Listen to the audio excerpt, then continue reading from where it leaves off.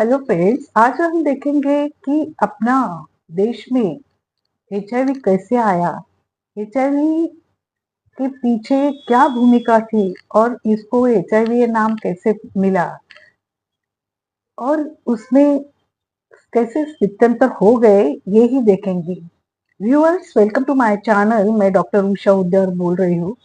आज हम history history माने एचआईवी कैसे जग में आया, कैसे ये उसका फैलाव हो गया और उनकी ट्रीटमेंट तक कि कौन से स्थित्यंतर हो गए, ये देखेंगे। तो एचआईवी का जो है, एचआईवी वो पहले भारत में कब आया, एड्स का ये पहला मरीज कौन था, इससे सवाल आपके मन में तो आते ही होंगे।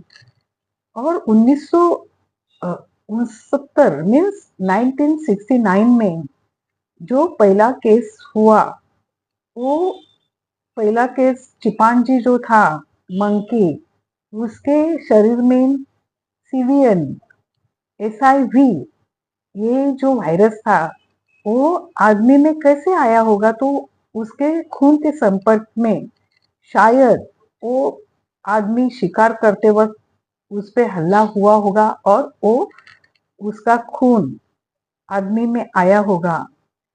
और ये जो आ गया तब उसके बारे में किसी को भी जानकारी नहीं थी। और बाद में वो जो आदमी ने दूसरे लोगों को फैला दिया। और अपना एड्स डे जो है ना, वो 1987 अगस्त में पहला मनाया गया था।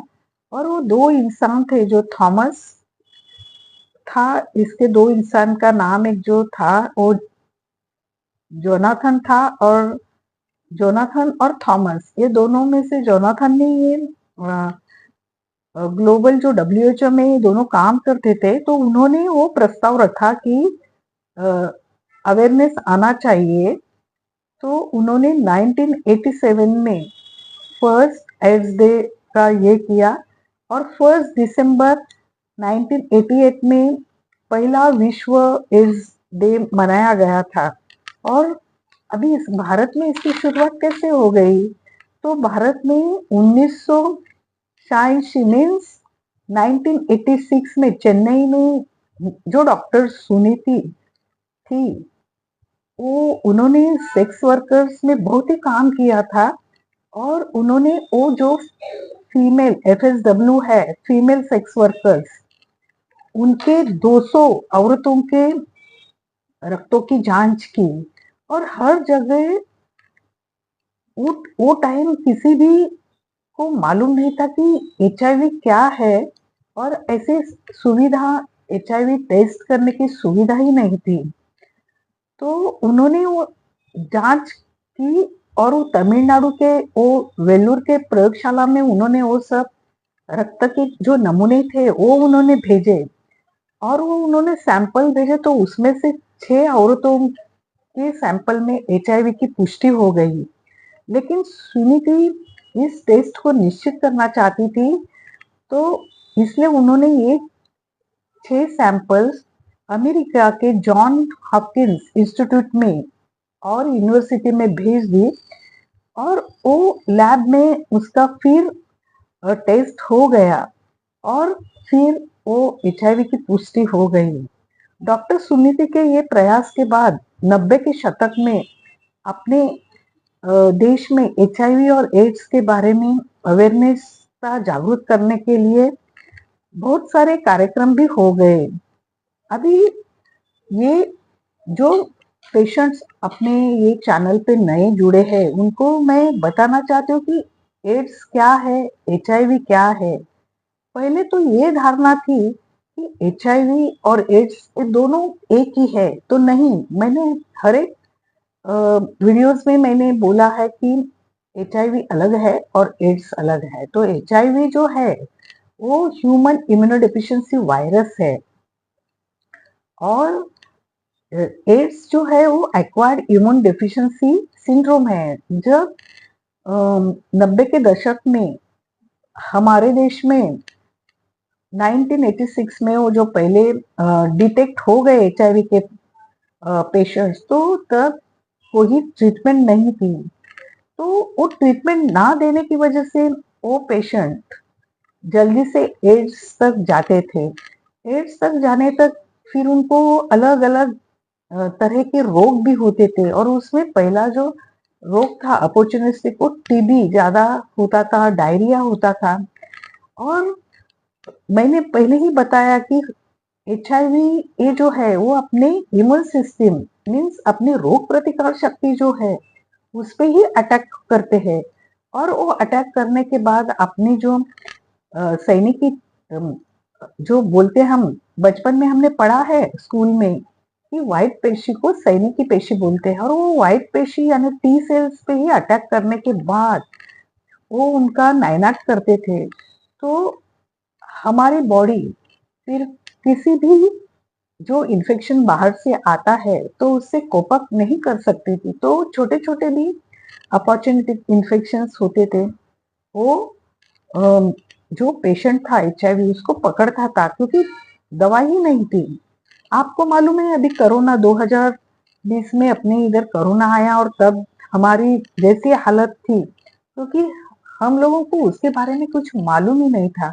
वैसे ही हालत 90 के शतक में अपने देश में थी, यानी जग भर भी वैसे ही थी, दुनिया भर में भी वही स्थिति थी। तो वो दवा नहीं मिलने के कारण एड्स से बहुत सारे लोग मर गए, और उसमें जो होने वाले छोटे छोटे बच्चे भी थे, वो क्या वो भी जल्दी ही उनके जो लाइफ एक्सपेक्टेंसी थी वो भी बहुत कम हो गई थी। और ये एचआईवी के जुड़े अभी ये वक्त क्या है कि दुनिया भर में 3.8 करोड़ लोग इससे पीड़ित है, और भारत दुनिया के सूची में तीसरे नंबर पे आता है। पिछले दशक में एड्स के केसेस 35% अभी कम हो गए हैं, क्योंकि यूनिसेफ के रिपोर्ट्स अभी अच्छी दवा आई है। और भारत ने नाको ने जो ये किया है, स्टैंड लिया है, तो वो आप लोगों को एक मुफ्त दवा देते हैं। और ये दवा में भी 2004 में ये दवा आई, तो एक लोगों को एक राहत मिली कि नहीं। अभी हम देखते हैं कि उसका इरेडिकेट कैसे हो जाएगा। तो इरेडिकेट होने के लिए तो 2030 तक तो हमको ये करना पड़ेगा, क्योंकि मैंने लेटेस्ट न्यूज़ आपको आपके पास मैं लेके आती हूँ। तो उसमें सबके ट्रायल्स है, किसी के वैक्सीन के ट्रायल्स फर्स्ट स्टेज पे है, किसी के सेकेंड, तो किसी के थर्ड स्टेज पे है। अभी एक नया भी आया है, तो वो उसका वीडियो मैं बाद में पोस्ट करूंगी। लेकिन आप लोगों को ये इसका जो हिस्ट्री है एचआईवी का वो भी आपको मालूम होना चाहिए, इसलिए मैं ये वीडियो आपके पास लेके आई हूँ। और उसके बाद ये क्या, एड्स से पीड़ित 10 लाख से अधिक नाबालिग जो होते हैं वो सिर्फ 6 देशों में ज्यादा पाए जाते हैं। उसमें वो 6 देश कौन से है, तो एक दक्षिण अफ्रीका है, दूसरा नाइजीरिया है, तीसरा केन्या है, चौथा अपना भारत है, पांचवा मोजाम्बिक है, और छठा तांजानिया है। ये 6 जो देश है, हमारे देश ये डेवलपिंग कंट्री बोलते हैं, और अमेरिका जो यूएस है, यूके है, उनको क्या बोलते हैं, डेवलप मीन्स वो ऑलरेडी अपने देश से 20 इयर्स अहेड है। तो उसमें ही ये जो बोल रहे हैं कि दवाई खोजने की जो चाहत होती है वो उन देशों में फर्स्ट शुरू हो गई, और उन्हीं से ही सब ट्रायल की वजह से हम लोगों के पास अभी दवाई है। लेकिन वो दवा क्योर नहीं करती, लेकिन आगे का जो एड्स की तरफ जाने का जो मार्ग है वो तो रोकती है। मीन्स वो एचआईवी को नाइनाट नहीं करती, लेकिन एचआईवी को सुप्तावस्था में रखती है। इसलिए हम बोलते हैं कि मेडिसिन हमेशा आप लीजिए, एडेरेंस रखिए, ताकि आगे जाके आपको एड्स नहीं हो सकता है। और ये हम किसी तरह से ये करते हैं कि CD4 और वायरल लोड से जानते हैं। तो ये जो हुआ यहाँ से यहाँ तक जो आया कि बहुत सारे पिछले 45 इयर्स में बहुत सारे स्थित्यंतर हो गए हैं। अच्छी अभी दवा आई है और अपना WHO अभी 2030 तक ये HIV दुनिया से इरेडिकेट करने के पथ पे है और वो हो जाएगा, उसका कुछ सवाल ही नहीं है, लेकिन उतना तो धीरज अपने को रखना पड़ेगा। तो ये जो है कि कौन से स्थित्यंतर हो गए कि 1986 में भारत में आया, बहुत सारे लोग मर गए उसमें क्योंकि तब दवाई नहीं थी। 2004 में ट्रीटमेंट आ गई, लेकिन वो ट्रीटमेंट सिर्फ गवर्नमेंट के अंडर ही थी और महाराष्ट्र में सिर्फ एक ही हॉस्पिटल था, जेजे हॉस्पिटल, और हर एक राज्य में एक एक ही हॉस्पिटल दिया गया।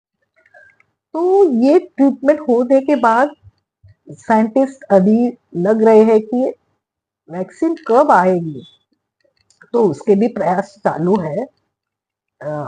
फ्रेंड्स, अगर ये आपको अच्छा लगा तो ये मेरे चैनल को सब्सक्राइब कीजिए, बेल आइकन दबाना मत भूलिए, ताकि आने वाले नए सारे जो वीडियोस है वो आपके पास आएंगे। तीसरा, अगर आपको कुछ क्वेश्चंस हो गए तो आप पूछ सकते हैं। अगर आपको मेरा कंसल्टिंग चाहिए तो आप मेरा पेड कंसल्टिंग ले सकते हैं। मैंने इसमें डिस्क्रिप्शन में नंबर दिया है। अगर ये अच्छा लगा तो लाइक, कमेंट एंड शेयर जरूर कीजिए। धन्यवाद।